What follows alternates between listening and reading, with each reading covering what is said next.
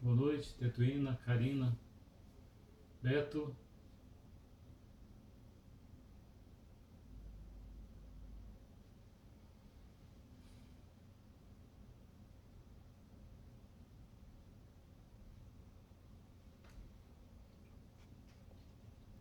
Boa noite, pastor. Boa noite. Boa noite, Natan. Boa Boa- noite, galera. Paz de Cristo, tudo bem? Como é que estão as coisas aí na Uberlândia? Rio Verde hoje. Estou em Rio Goiás, em Verde? Rio Verde. Ah, verdade, ele falou que tinha saído. Dei um pulinho rapidinho ali em Mato Grosso do Sul, em Chapadão do Céu. E voltamos rapidinho, né? Que é mais ou menos É, perto. É trabalho, graças a Deus, tudo ótimo. E muita chuva lá. Fui lá, chuva? fui lá justamente para ver a plantação, né? A hora de plantar é agora. Entendi. A gente está para colher, né? Daqui uns dias a gente vai estar colhendo, mas outra coisa, né? Vamos colher outra coisa, mas o pessoal agora está plantando soja. É a hora, né? Turma entrando Aqui aí. também está na hora de plantar e de colher, tudo ao mesmo tempo. É nós. Vários tipos de Aqui a gente colheitas tem que plantar, e plantar depressa, porque a fazer o colheita vai plantio na ser. palavra e colher as almas que já estão prontas, né? Exatamente. E plantar depressa, porque a colheita vai ser muito depressa também. Dessa vez está assim, É. em tempo e fora de tempo. Foi assim, foi boa a viagem. Eu quero fazer uma pergunta, tu está no 4G ou na internet do hotel? Eu estou na internet do hotel, tá ruim? Tá dando umas travadinhas assim de vez em quando. Você prefere que mude para 4G? Não sei se é só para ti ou é para todo mundo. Pergunta pra galera toda aí. Como é que tá a transmissão? Se tiver ok, manda o joinha. A sua internet eu estou vendo travar de vez em quando, Beto. Pode ser a minha também, não sei. Pra galera tá bom, então pode ser a minha aqui. Essa aqui do hotel estava funcionando bem, né? Vamos torcer para que continue A assim. Karine travando. Nós tivemos 5 respostas. Duas Tá, travando, 3 boas e 2 travando. eu vou. É, Aqui no outro telefone da Deda tá bom. E a minha tá travando. Então eu não sei. Mas enfim, né? Vamos orar e vamos começar. O pessoal amém. trabalha demais aí. Aí você me avisa, eu mudo Resolve. aqui, ok? Tá bom. Vamos orar, galera. Pai, no nome de Jesus, nós queremos colocar esse tempo que nós teremos junto na sua presença. Oramos pela palavra, pelo direcionamento do seu Espírito. Que o Senhor fale conosco, que o Senhor use a vida do Natan e que cada um de nós tenha a nossa mente iluminada pela tua palavra. Que tudo aquilo que precisa ser revelado aos nossos corações possa ser compreendido e que estejamos, assim como os ouvidos de Filipe naquele dia, segundo a palavra de domingo, estavam sensíveis a ouvir a voz do Senhor, que nós possamos estar sensíveis nessa noite para ouvir aquilo que o Senhor tem para falar conosco. Pedimos, Senhor, que o Senhor abençoe, guarde e livre cada um de ser enganado na sua mente com coisas que não são as suas. Abençoa a vida do Natan enquanto ele estiver ministrando, guarda a sua casa, a sua família, no nome de Jesus. Amém. Amém, amém. Na Então verdade, vamos. guarda sempre, né? Só É, agora que eu estiver ministrando, não. amém. Obrigado, obrigado por isso. Amém. Bom, Valeu, Natan. Vai lá. Fica falou, com Deus. pastor. Abraço. É, deixa eu expulsar você daqui. Já foi. Bom, nós vamos falar hoje justamente sobre o que o pastor Beto acabou de falar, justamente a respeito dos últimos dias, e principalmente o momento que nós estamos vivendo, um momento assim que a impressão que dá é que é um momento, é um divisor de águas o que está acontecendo agora. Essa semana nós tivemos algumas ocorrências, antes assim, de a gente falar diretamente do texto, mas para a gente colocar o assunto. O pastor falando a respeito de Deus dar clareza para o fato de que a gente lê a palavra de Deus, entende a palavra de Deus e, e o mais importante é que a gente crê na palavra de Deus. Então essa semana foi uma semana ruim. Teve um pastor lá da Igreja Batista de Água Branca que durante a pregação dele, ele afirmou que a Bíblia era insuficiente. Eu fui ver o vídeo porque eu havia lido já um livro dele. Então um livro até interessante chamado O Livro Mais Mal-Humorado da Bíblia. Esse era o nome do livro. Tinha até um limão na capa lá, para falar que era mal-humorado. Era um livro falando a respeito do livro de Eclesiastes, né? E que a gente sabe, quem já leu Eclesiastes, sabe que Eclesiastes de vez em quando fala umas coisas, né? Que a gente fica meio sem entender qual que era a de Salomão. Mas lembrando também que Salomão, naquela época lá, já tinha passado assim por uns perrengues, tinha já um monte de mulher, então tinha umas coisas na cabeça dele que sei lá como é que estava funcionando. Mas Deus não oculta nada disso, está tudo lá escrito na palavra dele como que seria. E no caso específico desse pastor lá da Igreja Batista, ele fez afirmações dizendo que a Bíblia ela precisava ser relida, né? Que ela havia se tornado insuficiente da forma que ela é, porque ela precisava encampar, ela precisava abranger os dias que nós vivemos hoje. Ele falava lá, olha, a Bíblia foi escrita 2000 anos atrás, então a gente precisa fazer alguns ajustes, porque nas palavras dele lá ele falava assim, não é justo que a gente continue dizendo para os homossexuais que eles vão para o inferno, porque a Bíblia afirma isso. Então, o nosso ponto é que a Bíblia é a palavra de Deus. E a Bíblia, tem gente que fala assim, não, a Bíblia não é a palavra de Deus, a Bíblia contém a palavra de Deus. E aí começa com um tipo de torção, de explicação que acaba não levando a nada, né? A Bíblia é a palavra de Deus. Tudo que tem na Bíblia, Deus guardou a palavra dele para que nós conhecêssemos e para que a gente pudesse continuar a viver tendo uma rocha na qual a gente pode se apoiar. Porque se você começar a colocar dúvidas naquilo que a Bíblia diz, se você começar a dizer que a Bíblia não está dizendo aquilo que ela está afirmando, tá? Você já não vai ter mais uma rocha onde você pode se firmar. E aí não tem solução. Se você não tem a palavra de Deus para se afirmar, para se firmar em cima, como que você vai conseguir viver nos dias de hoje, né? Então, quando eu estava preparando, né, para falar, para pensar, conversar junto com vocês, porque eu preciso que vocês lembrem sempre de uma coisa. Quando a gente tem conversado aqui, tá? Eu recebo a mesma palavra que vocês recebem. Deus coloca diante de mim a mesma palavra que vocês também recebem. E é importante para a gente entender como é que vai ser esses dias agora. A gente vê. Aí ontem a Carla me falou que aconteceu uma situação lá na igreja, onde a Marina e a Amanda têm participado, e que foi uma coisa também parecida com isso que aconteceu com esse pastor lá. E foi assim muito rápido, né?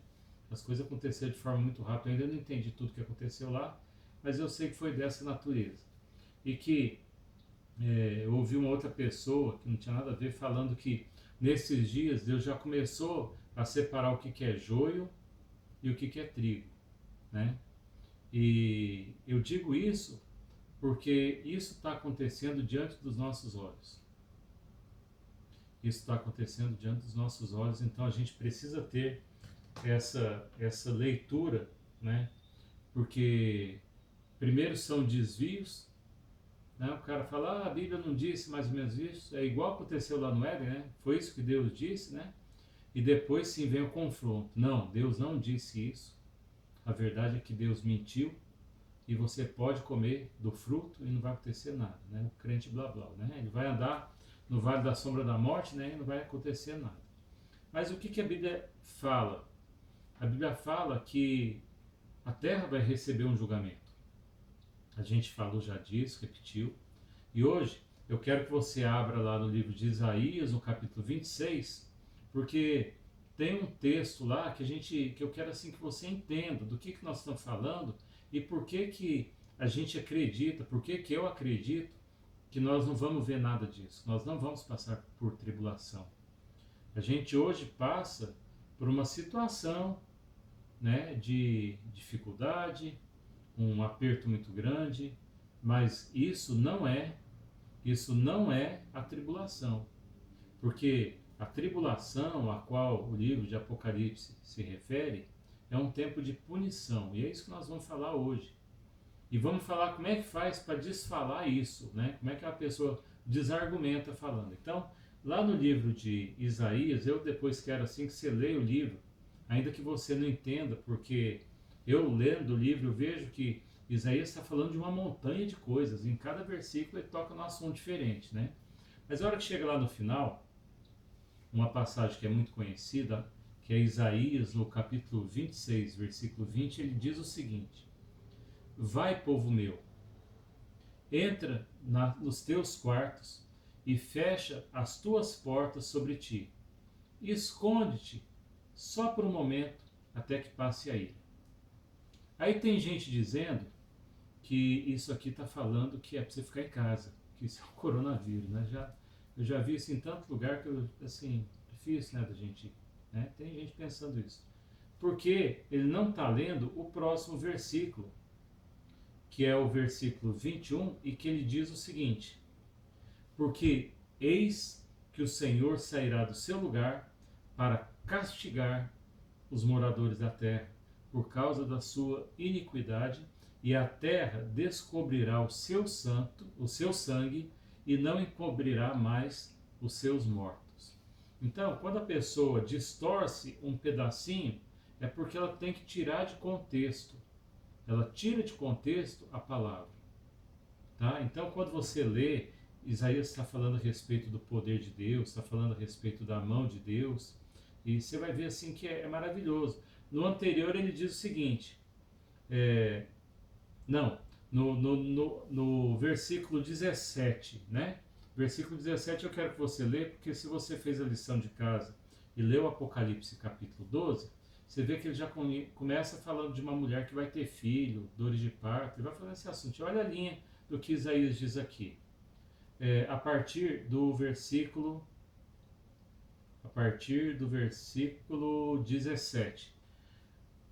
Como a mulher grávida, quando está próxima à sua hora, tem dores de parto e dá gritos nas suas dores, assim fomos nós diante de ti, ó Senhor. E ele continua dizendo: Bem concebemos nós e tivemos dores de parto, porém demos à luz o vento. Livramento não trouxemos à terra, nem caíram os moradores do mundo. Os teus mortos e também o meu cadáver viverão e ressuscitarão. Despertai e exultai, os que habitais no pó, porque o teu orvalho será como o orvalho das ervas, e a terra lançará de ti os mortos. E aí ele continua dizendo: Vai, pois, povo meu, entra nos teus quartos ou nas tuas recâmaras, e fecha as tuas portas sobre ti. Esconde-te por um só momento, até que passe a ira, tá? E aí, quando ele continua falando da ira, ele termina dizendo: Porque eis que o Senhor sairá do seu lugar, não é um vírus, não é alguém, é o Senhor sairá do seu lugar para castigar os moradores da terra por causa da sua iniquidade. E a terra descobrirá o seu sangue e não encobrirá mais os teus mortos. Então aqui, quando ele fala a respeito de castigar, por que não dá para misturar Israel com a igreja? Porque se você foi lavado no sangue do Cordeiro, se você foi lavado por Jesus com o puro sangue dele, se você aceitou a Jesus como seu Salvador, se você faz parte dos filhos de Deus, né? Quem são os filhos de Deus, né? A todos quanto o receberam, deu-lhes o poder de serem chamados filhos de Deus, a saber, os que creem no seu nome.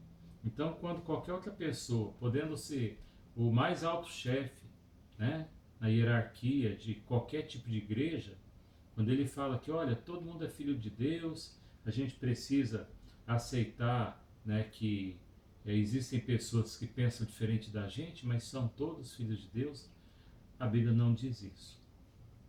A Bíblia diz que os filhos de Deus são aqueles que aceitaram a Jesus como seu Salvador. É aquele povo que acredita que Jesus veio, nasceu, viveu entre nós, morreu por nós e ressuscitou por nós. Estes são os filhos de Deus. Só. Porque é a Bíblia que diz que é assim. Então, quando ele está falando desse texto a respeito de punição, qual seria o sentido da igreja, depois de ser lavada no sangue do Cordeiro, ser punida? Então, é importante que a gente entenda isso, porque as mentiras, elas começam pequenininha, depois elas vão crescendo e viram essa baderna, né?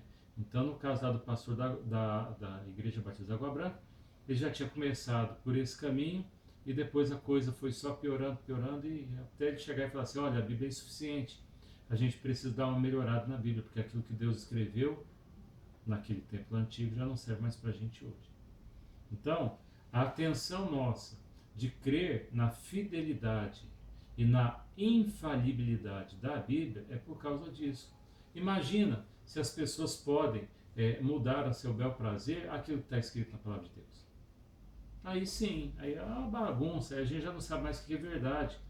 E a partir do momento que você começa a mexer nas escrituras e tirar o valor dela, ela não serve para mais nada. Então a Bíblia, ela é a revelação de Jesus. Ela é atual, ela é a revelação do plano de Deus para toda a nossa vida. Ela continua sendo sempre totalmente atual. E o que está escrito ali não mudou.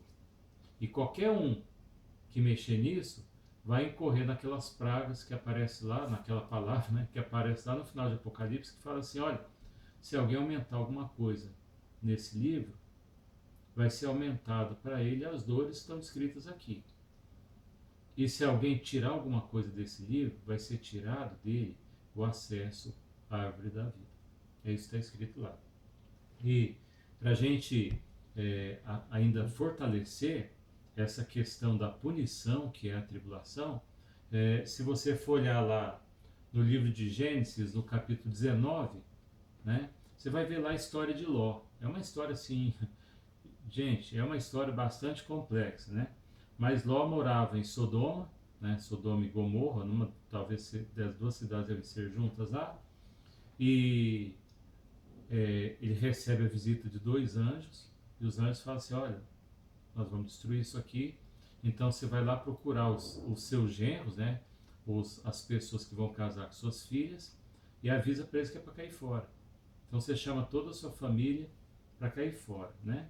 E aí acontece a situação de se juntar. A Bíblia fala que todos os homens, desde o menor até o maior, foram até a casa de Ló, porque eles queriam abusar dos anjos. Ló até faz uma coisa muito estranha, ele oferece as filhas dele no lugar, aí por fim ele vai lá para fora e fala assim, olha, eles estão na minha casa, estão sob meu teto, estão protegidos. Aí o pessoal fala para ele assim, olha, você é um estrangeiro aqui, está querendo ser juiz sobre tudo aqui, nós vamos acabar com você. E eles avançam para cima de Ló, do jeito que a Bíblia diz, e os anjos abrem a porta e puxam Ló para dentro. E dizem para Ló, olha, é o seguinte, amanhã cedinho você vai sair daqui, você, sua mulher e suas filhas, porque nós vamos destruir esse lugar. Quando ele falou com os genros, que ele até foi na casa dos genros, né? Porque os anjos falaram, ó, fala com os genros também para ir todo mundo embora, porque nós vamos destruir, né? Os genros riem dele. Está escrito lá na Bíblia que os genros riram dele, não acreditaram, acharam que ele estava zombando e tal. E quando amanheceu, eles saíram de lá. E Ló ainda se deu ao trabalho de ficar enrolando. Lá fala assim que Ló começou a demorar.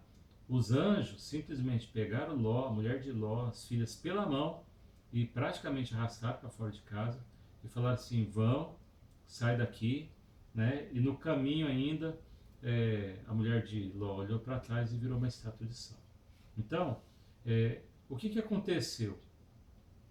Por alguma razão, apesar de Abrão ter arrazoado com Deus, 50 não, se tiver 50 justos lá, você não vai destruir a cidade, vai? Não, não vou. E se tiver 40, Deus? Não, se tiver 40 também não vou. E se tiver 10? Né? E não tinha. Então, o que acontece? Deus não derramou a ira dele sobre Sodoma e Gomorra até que o que era considerado justo estivesse fora de lá. Por quê? Porque Deus estava punindo a cidade. Deus não estava, veja, ele não estava testando as pessoas da cidade, porque a punição foi a morte. Ele destruiu tudo. O que acontece na tribulação, que está descrita no livro de Apocalipse, é destruição, é morte. Você vê que lá pelo capítulo 19 já morreu metade da população mundial. Isso não é provação, isso é punição. A mesma coisa acontece com Noé. Deus só derrama da ira dele sobre a terra depois que Noé está guardado dentro da arca. E no caso de Noé, ainda é mais diferente porque foi Deus que fechou a arca. Ele não entrou nas recâmaras, não. Ele entrou para dentro da arca e Deus foi lá e trancou, e protegeu. Então, a gente consegue entender que a punição não é sobre a igreja. A punição ela é específica sobre a terra. E é um tratamento, aí sim, sobre Israel, porque a Bíblia diz que Deus vai proteger Israel durante esse período ainda. Israel vai ver as coisas acontecer, ele vai reconhecer a mão de Deus a mão de Deus agindo sobre isso, e vai reconhecer a Jesus como aquele a quem traspassaram. Então, a única forma que a gente consegue misturar isso de forma que a igreja passe pela tribulação é se você pegar e misturar Israel com a igreja e falar que é tudo a mesma coisa, que é uma coisa que eles chamam de teologia da substituição. Isso para mim não é teologia, né? Isso é uma tentativa de dizer o que a Bíblia não está dizendo, porque Deus fez uma série de promessas para Israel e Deus não muda. Esse é o ponto. Quando uma pessoa que se diz pastor diz que a Bíblia não disse uma coisa que a Bíblia falou, ele está tentando mudar aquilo que Deus disse. E a nossa atenção é que você deve ler a Bíblia, você pode ouvir pregações, você pode ouvir palavras, como a gente está conversando aqui, mas na hora que você acabar de ouvir, você vai lá pegar a sua Bíblia para ver se eu não estou falando bobagem, para ver se eu não estou mentindo, porque eu não sou a rocha na qual você se apoia, a Bíblia é, a palavra de Deus é, porque ela descreve Jesus, porque Jesus é a rocha. É nele que você se apoia, é nele que você olha, é tudo ele. Quando o profeta fala lá, olha para a rocha de onde você foi cortado, olha para o poço de onde você foi cavado, é disso que ele está falando. Ele está falando que existe uma rocha. É a rocha que os construtores rejeitaram, né? Que Israel rejeitou, mas é a rocha que se tornou a pedra angular, a pedra sobre onde tudo se apoia, tudo se alicerça. E quando você lê os textos de Isaías 26, você vê claramente que vai haver punição ali. Quando você lê sobre Ló, você vai ver que ali tem punição. Quando você vê sobre Noé, é punição. A terra foi destruída. Quando você lê Apocalipse, você está lendo o livro das Revelações, você está vendo a punição vindo sobre a terra. Então, existe uma maneira muito clara, né? Você olha e vê assim, olha, é verdade. E quando qualquer pastor fala que não é assim, aí você vai lá na Bíblia para olhar. Porque muitas vezes o caminho é tortuoso para chegar na conclusão que o pessoal quer chegar. Mas a Bíblia continua sendo clara. E você vai ver que muitos pastores hoje que estão pregando na internet, né? Eu fico vendo o pessoal falar e fico vendo assim que muitas vezes o pessoal se envolve em filosofia e deixa de lado o fato de que a Bíblia é a revelação. É a Bíblia, é nela que você acredita. E você lê, quando você lê a Bíblia, o livro de Revelações fala assim, olha, essa aqui é a revelação de Jesus Cristo com relação às coisas que brevemente irão acontecer. Então você já sabe, não adianta falar que já aconteceu o que tem em Apocalipse, porque não aconteceu. E também que Apocalipse é a revelação de Jesus. E quando chega no final do livro, ele fala assim: eis que eu venho sem demora, eu, Jesus, escrevi. E diz também: se alguém mudar alguma coisa aqui, está frito, está tudo na Bíblia. Então, é importante que você se lembre que o chamado que você recebeu é para agora, o chamado para santificação é para agora, o chamado para você chamar os outros é para agora, porque está faltando assim pouquinha gente para completar o que a gente chama de a plenitude do gentios a que Paulo se refere, que é quando entra o último da igreja. No momento que isso acontecer, a igreja vai ser tirada da terra. E tem mais uma coisa só que eu queria citar sobre esse assunto do texto de Isaías 21:20, que eu quero que você leia e decore, porque eu vi uma coisa muito curiosa hoje sobre esse texto. Vai, povo meu, entra nos teus quartos e fecha as tuas portas sobre ti e esconde-te por um só momento até que passe a ira. Agora, tem gente falando que essa ira aí é aquele vírus chinês. Porque está falando, tem gente falando que a Bíblia está mandando você ficar dentro de casa. E usando essa palavra para falar isso. Então, hoje a gente não entende, a gente não consegue entender a extensão desse vírus. Tem gente que está morrendo, tem gente que não sente nada, é impossível. Mas a gente sabe que uma das coisas que a gente tem que fazer é seguir a determinação das autoridades. Nós não fomos chamados para julgar, para decidir, falar se é ou se não é. A gente simplesmente segue o que as autoridades mandam. E isso vai acontecer até no momento em que uma determinação de uma autoridade seja totalmente contrária à Bíblia. Aí a gente não sabe como é que vai ser, que a gente vai tratar, né? Mas aí quando a pessoa fala assim, olha, você faz isso ou você morre, aí você vai escolher se você vai cumprir a Bíblia ou não, né? Porque é isso que aparece, inclusive, durante a tribulação com as pessoas que vão convertendo. Vai chegar um momento em que o único caminho é a morte. Ou você aceita adorar o anticristo ou você morre. A autoridade está falando para você adorar o anticristo. Nem, né? Isso não vai acontecer. Né? Como que você simplesmente aceita uma facilidade para abrir mão da vida eterna. É aquela parada, né? O diabo ele não consegue tornar o inferno atraente. Então o que ele faz? Ele torna o caminho para o inferno atraente. Então parece que é muito mais fácil não seguir a Deus. Mas esse caminho leva pro inferno. Né?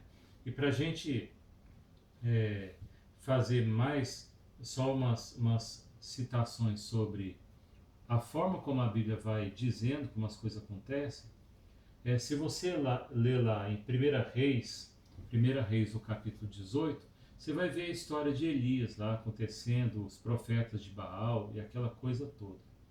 E a leitura do livro de Reis, a leitura da vida de Elias, você vai perceber que é uma das formas em que você vai tendo mais fé, porque a fé ela vem por ler, por ouvir, por escutar a palavra de Deus. Mas você vai vendo o que Elias passou, e Elias é um sujeito que não conheceu a morte. E lá aparece a treta dele com Acabe, com a rainha lá Jezabel, e depois aquele negócio roda lá para o confronto dele com os profetas de Baal, né? 450 profetas, fazendo a maior anarquia do mundo lá, e ele propõe um desafio e fala assim, olha, nós vamos juntar Israel aqui e vamos saber se Deus realmente é Senhor. Nós vamos fazer um altar, tá? E vamos saber se Baal é Deus ou se o nosso Deus é o Senhor. Então, nós vamos fazer um altar e nós vamos pedir para Deus, vocês vão pedir para Baal, eu vou pedir para Deus, para ele queimar a oferta que está em cima do altar. E ali acontece uma coisa muito curiosa, que os profetas começam a pedir para Baal e vão lá sambando ao redor do negócio, lá e pedindo para Baal, e aí não funciona direito, eles começam a se cortar, a se punir, achando que Baal não está querendo colaborar, E aí Elias ainda dá uma zoada, fala assim, olha, vai ver, ele está dormindo. Ou quem sabe ele foi viajar, por isso que não está ouvindo. E a coisa vai andando até que chega num ponto que já estão já caindo, desiste. Aí Elias pega e monta o altar com pedras, coloca a oferta em cima, aí ele pega a água e joga a água em cima de tudo ainda. Lá fala que jogou tanta água que a água escorria pelo altar, né? Isso para fazer fogo, né? Eu não sei se vocês já fizeram churrasco, né? Mas eu acho que não sei se funciona muito bem você ficar colocando água na lenha, né? Um método esquisito esse que Elias estava usando. Mas enfim, Elias orou e o fogo desceu, consumiu a oferta e ainda lambeu a água. Ou seja, pegou fogo até na água. Porque era o Deus de Israel que estava ali. E aí, o que acontece em seguida? Os profetas de Baal são mortos. E Elias, naquele momento em que acontece esse fato, Israel estava há mais de 3 anos sem chuva, porque Elias tinha orado e o céu parou, fechou de uma vez. E ficou assim por 3 anos e meio. E aí eu fiquei pensando, olha, 3 anos e meio são 42 meses, isso também é um tempo, 2 tempos, metade de um tempo, está lá. Então você vê assim que tem muita associação sobre os tempos. Aí quando você vai olhar a respeito aqui no livro de Isaías, o capítulo 26, ele está falando da mulher grávida lá com dores de parto, que é a mesma que acontece lá no capítulo 12 de Apocalipse. E veja que são temas relacionados. A gente não pode pegar um tema que não tem nada a ver uma coisa com a outra e juntar, que não funciona, né? Mas nesse caso, você vai vendo que os temas são relacionados. E por fim, né, a gente está caminhando para o final, o que nós estamos falando aqui? É muito difícil a gente ficar desmontando as heresias que aparecem todo dia.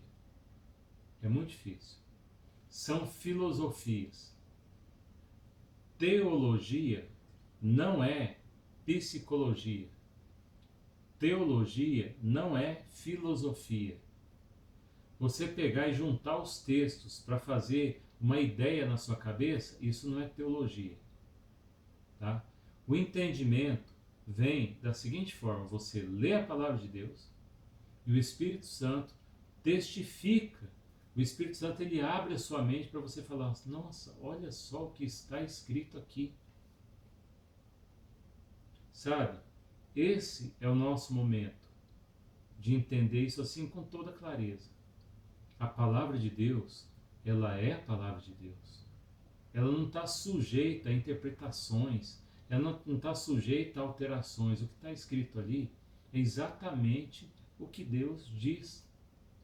A Bíblia fala que é abominação uma pessoa que separa amigos íntimos. Está na Bíblia.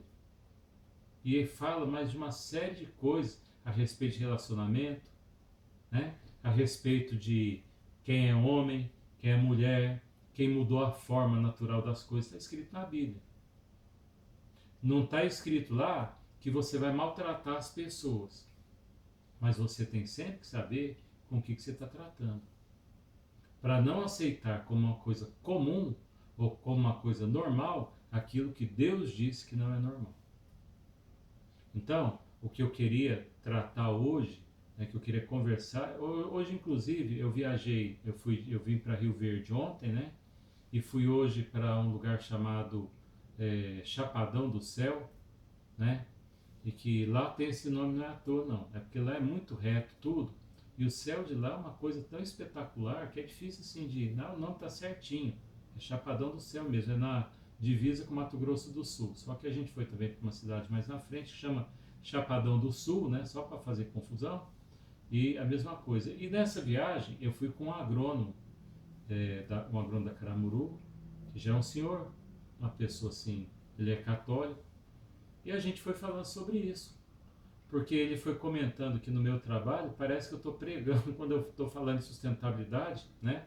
Porque as posições que eu tenho comigo, elas são, na verdade a minha pregação de sustentabilidade é toda bíblica, então assim, é fácil. E ele falou sobre isso, e falou sobre o fato de que as pessoas estão mudando a forma de ver a Bíblia, e que ele não consegue entender isso. Ele fala para mim, olha, eu aprendi que a Bíblia é desse jeito mesmo. Aí ele é católico, ele fala assim, chega uma pessoa lá que aquele papa fala as coisas mais absurdas, eu fico olhando para ele e falo assim, gente, isso está errado.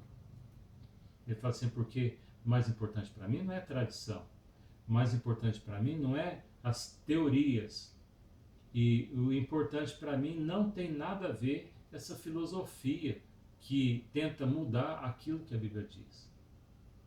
Por isso que em Tessalonicenses fala que vai chegar um momento em que o restritor, as pessoas que ainda continuam lutando pela verdade, e lembra, quem que é a verdade? Jesus é a verdade.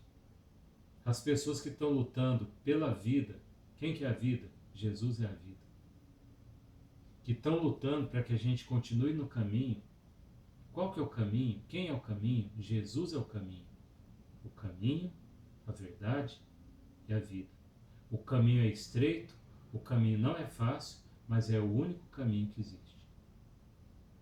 É disso que nós estamos falando. Então, você pode fortalecer o seu coração ouvindo a palavra de Deus, lendo a palavra de Deus e sabendo que a palavra de Deus é imutável. E que se alguém distorcer um versículo, tirando ele do seu contexto, você vai logo perceber porque aquilo não vai bater bem nas suas ideias. Então, eu queria fazer um chamado à atenção nesse sentido. Os dias estão acabando. Agora, no final de semana, vai ter eleição lá nos Estados Unidos. E eu estou naquela dúvida. Eu não sei se Deus vai dar um tempo ainda a mais de sossego com o governo que tem lá, que se diz cristão mesmo, né? Ou se já vai ganhar lá aquele antagonista que é o Biden, que mente, é uma bagunça danada, a gente não sabe disso. A gente só pode orar para que Deus cumpra nesses dias o propósito dele sobre a nossa vida. E que a sua boca se abra em tempo e fora de tempo. Onde tiver chance, você vai falar assim, olha, deixa eu falar uma coisa para você. Jesus morreu, foi por você. Mesmo que seja aquela pessoa difícil de tratar, Jesus morreu pelas pessoas difíceis de tratar. Olha, deixa eu contar uma coisa para vocês. A Carla deve estar ouvindo aí, ela sabe muito bem. Eu sou uma pessoa difícil de tratar. Nossa, como eu sou difícil de tratar. Eu sou chucro. Eu sou assim, gente, quadrado. Mas quadrado, talvez eu já tenha sido redondo, mas bati de tanta cabeça que eu fiquei quadrado. Eu sou quadrado. Eu sou jogo duro. Mas, por alguma razão, não sei por que de Deus o amor a mim se revelou. E nem sei por que que meu Salvador a minha alma resgatou. Mas eu sei em quem eu tenho crido. E eu sei que Ele é poderoso para guardar o meu tesouro até o dia final. Para quem não sabe, isso é um hino evangélico. Mas essa é a minha vida.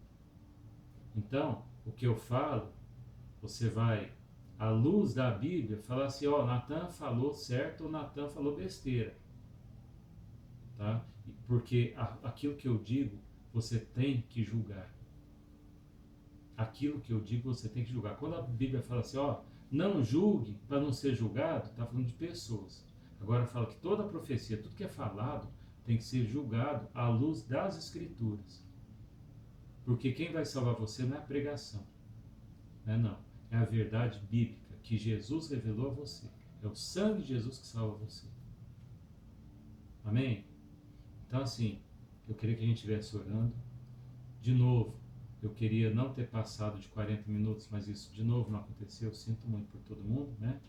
Mas eu quero estar orando porque guarda o seu coração. É dele que procedem as fontes da vida. A palavra quando fala assim que do seu interior vai jorrar rios de água viva, é isso. Você é vida. Essa é a sua pregação. Vida. Quando você for abrir a boca, é só coisa boa. É vida. Amém?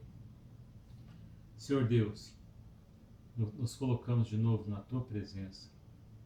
Peço a Deus que guarde nosso coração, que arranque o pecado das nossas vidas, que nos perdoe e que também abra o nosso entendimento para entender, para guardar no coração, na mente, a Tua palavra, e que a gente possa abrir a boca para falar para aqueles que estão ao nosso redor que a salvação está aqui, que Jesus veio para nos salvar e que nós sabemos em quem nós temos crido e que a gente alimente a nossa fé com a tua palavra, porque a fé vem por ouvir a palavra de Deus. Ó Deus, que o Senhor nos guarde, que o Senhor guarde as nossas casas, que o Senhor ouça a nossa oração, mesmo quando a gente não estiver conseguindo mais orar, porque a palavra de Deus fala que aí o Espírito Santo já vai orar com gemidos inexprimíveis, mas Deus entende, é a língua que Deus entende. Peço a Deus que o Senhor derrame da sua graça sobre a vida do Beto e da casa dele, que ele continue firme, que ele seja sempre o homem de paz e de palavra, como ele tem sido, e que o Senhor o proteja das guerras que vêm sobre toda a igreja da qual ele pastoreia. Da mesma forma, Deus, que a gente entenda sempre que não é por força e não é por violência, mas é pelo Espírito Santo de Deus que as coisas vão acontecer. Obrigado, ó Pai, porque o Senhor se revelou a nós. Obrigado, ó Pai, porque o Senhor se revelou a mim. Obrigado pelo seu cuidado. Guarda as nossas vidas, em nome de Jesus. Em nome de Jesus. Em nome do caminho, em nome da verdade e da vida que é Jesus. Amém. Turma, boa noite. Deus abençoe todo mundo. Vontade grande está aí. Abração. Tchau.